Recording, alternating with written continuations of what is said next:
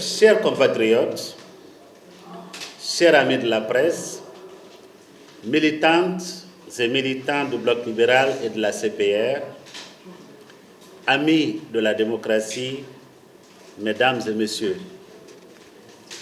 dans quelques heures, la campagne référendaire touchera à sa fin. L'heure est grave. L'avenir de notre pays se joue maintenant. C'est ici, à la Maison de la Presse, que nous avons lancé notre campagne pour le non. C'était le 1er septembre 2025, de 13h à 15h. Et c'est aussi ici, au même endroit, que nous choisissons de la clôturer. Ce lieu est symbolique, car c'est le lieu de la parole libre, de l'expression citoyenne, de la presse qui résiste malgré les bâillons et les menaces. Durant des semaines, nous avons mené cette campagne à travers les télévisions, les radios, les réseaux sociaux et surtout partout où un Guinéen pouvait se trouver pour entendre notre voix.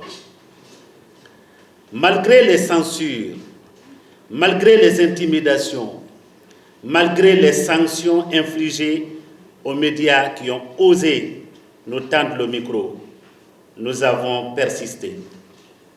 Et aujourd'hui, nous sommes plus que jamais convaincus que la Guinée se dressera pour dire non au projet de nouvelle constitution que nous impose le CNRD.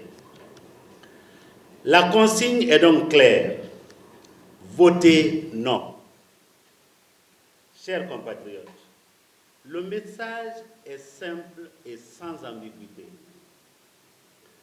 Le 21 septembre, vous devez aller voter et vous devez voter non. Le boycott n'est pas une option.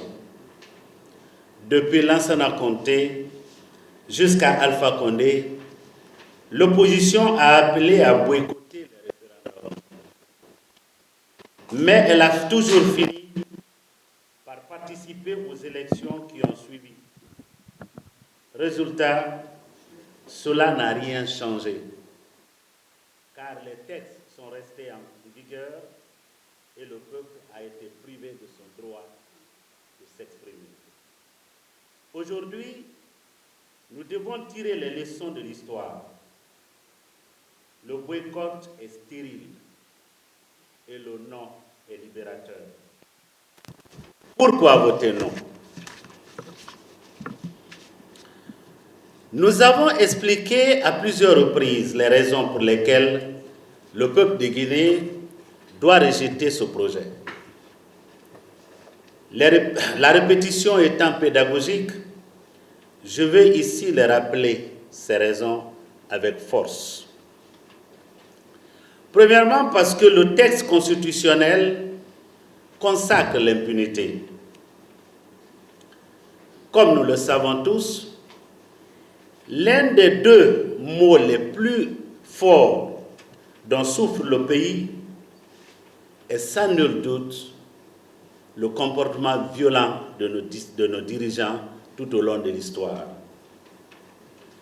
Le deuxième mal, le plus important dont souffre notre pays, c'est la corruption, c'est le détournement de deniers publics. En termes clairs, cela signifie que les crimes de sang, les détournements massifs de fonds publics, les violations des droits humains ne pourront plus jamais être jugés si ce projet est adopté. Aujourd'hui, ce sont des militaires qui bénéficieraient de l'impunité. Demain, ce sera un autre groupe de militaires. Et ainsi de suite. Cela veut dire qu'aucun crime ne sera puni, que la justice sera définitivement enterrée, que les victimes et leurs familles n'auront jamais réparation. Ainsi, le seul chef de l'État guinéen à avoir été jugé et condamné pour des crimes qui ont été commis quand il était aux affaires restera dans l'annale de l'histoire de notre pays, le capitaine Moussa Dadis Camara. Accorder à l'article 74, l'accepter, c'est saper les fondements de la République. C'est faire du deux poids deux mesures. C'est accepter que le sang des innocents versés depuis 1958 ne compte pour rien. C'est accepter que les bourreaux se promènent librement, protégés par la loi, alors que les victimes gisent dans les cimetières de l'injustice. Ces notions floues permettent d'interdire n'importe quelle manifestation, de censurer un média, de dissoudre un parti politique. En réalité, nos droits deviennent des privilèges accordés par le pouvoir et retirés quand il veut. Des partis politiques deviendront des institutions sous contrôle. Le projet de nouvelle constitution prétend garantir le pluralisme, mais elle soumet la création et le fonctionnement des partis politiques à une autorisation préalable du ministère de l'administration du territoire. Dans l'article 5, on proclame que toutes les langues nationales sont officielles, aux côtés du français. À première vue, cela paraît être une avancée, mais en réalité, c'est une bombe en retardement. Quelle langue sera utilisée devant les tribunaux? Quelle langue primera en cas de contradiction juridique? Les traductions, des formations, des interprétations créeront des conflits sans fin. Dans un pays déjà miné par des tensions ethniques, cette disposition risque d'aggraver des divisions et de fragiliser l'unité nationale. Comme en 1958, la majorité des Guinéens voteraient non. Certes, cette majorité est aujourd'hui silencieuse et sous le poids de la peur de disparaître ou d'être enlevée, torturée et jetée. Mais on n'invite pas son peuple à la résignation. On n'invite pas son peuple à étouffer sa conscience. On ne demande pas à son peuple de baisser les bras. On l'invite au combat.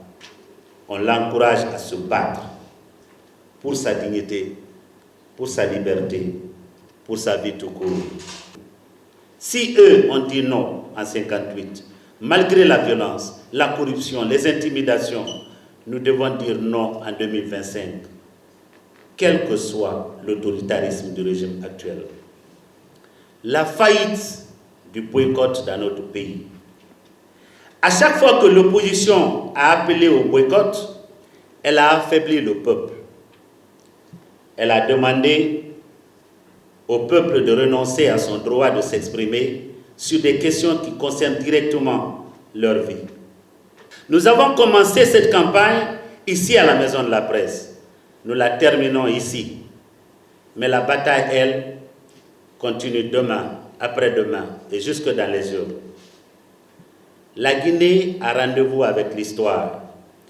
En 1958, nos parents ont dit non à la domination coloniale. En 2025, nous devons dire non à la dictature constitutionnalisée, non à l'impunité, non à la manipulation, non à la confiscation de nos libertés, non à la confiscation du pouvoir. Le 21 septembre, je vous appelle, au nom du Bloc libéral et de la CPR, à voter massivement non et se constituer en sentinelle, comme en 1958, pour protéger votre vote. Le non, c'est la dignité. Le non, c'est la justice. Le non, c'est l'avenir. Que Dieu bénisse la Guinée et accompagne le peuple dans sa marche vers la liberté.